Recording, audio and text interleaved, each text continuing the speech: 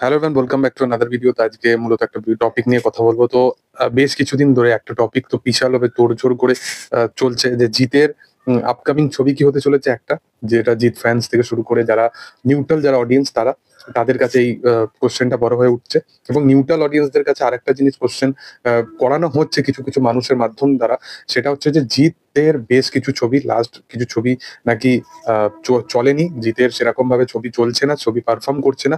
এই একটা fake narrative কিন্তু সব জায়গায় এখন ফেসবুক থেকে শুরু করে প্রত্যেকটা সোশ্যাল মিডিয়া হ্যান্ডেল থেকে শুরু করে নানান মানুষের মাধ্যম দিয়ে এই কোশ্চেন গুলো করা হয় যে জিত জিতের কেন ছবি চলছে না, জিত কেন সেই এক্সপ্যান্ড লেভেলে কালেকশনটা আনতে পারছে না যেগুলো অন্যান্য সুপারস্টারেরা করতে পারছে।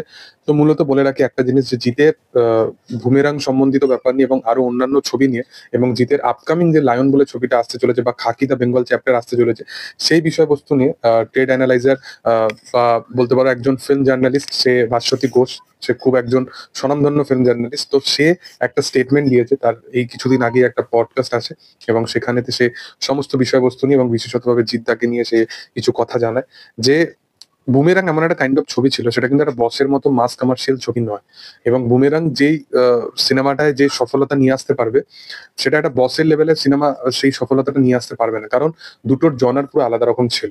কিন্তু বুমেরাং এর জন্য মাধ্যম দিয়ে সে যেরকম অডিয়েন্সকে টার্গেট করার প্রচেষ্টা করছিল, বা বুমেরাং এর মাধ্যম দিয়ে সে সেই ফ্যামিলি অডিয়েন্স বা মাল্টিপ্লেক্সের সেই অডিয়েন্সটাকে যেভাবে নিয়ে আসার প্রচেষ্টা করছিল, সেগুলো কিন্তু বুমেরাং নিজে জায়গায় করতে পেরেছে। এবং বুমেরাং একটা এমন ওরিয়েন্টেড কাজ যেটা কিন্তু এক্সপেরিমেন্ট ছিল, সাইফাই জনার ছিল। এর সাথে সাথে জিদ্দা কিন্তু সেই কাজটাকেও কিন্তু কমেডি ওয়ে সাথে সাথেও কিন্তু সেই কাজটার মাধ্যম দিয়ে লার্জার দ্যান লাইফ ব্যাপারটাকে কিন্তু সবসময়, যেটা তার সিনেমার মেন যে ফ্যাক্টস থাকে, সেই জিনিসটাকে কিন্তু সবসময় ইউটিলাইজ করেছিল। এবং যদি চেঙ্গিসের কথা বলা হয়, মানুষ ছবিটা তার চলেনি, বাট চেঙ্গিসের যদি কথা বলা হয়, চেঙ্গিস সম্বন্ধিত ব্যাপারে আর কতগুলো প্রমাণ লাগবে আমি জানি না।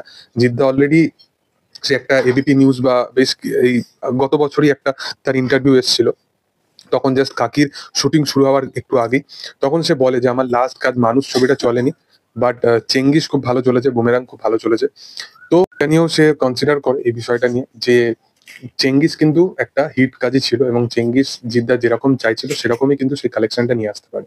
এবার এই জিনিসটা বুঝতে হবে, এই জিনিসটা কিছু কিছু মানুষ অবশ্যই বুঝতে পারে যে আজকের দিনে দাঁড়িয়ে আফটার লকডাউন, যখন টলিউডে পুরোপুরি বাংলা ইন্ডাস্ট্রিতে যদি জিদ্দা যদি এই অ্যাকশন ধর্মীয় কাজগুলো যদি না করতো না, তাহলে সেই অডিয়েন্সটুকুও কিন্তু আজকে দিনে দাঁড়িয়ে খাদানের কার ক্ষেত্রে কিন্তু সেই প্রবলেমটা হতো, কারণ সেই চলটাই বন্ধ হয়ে যেত।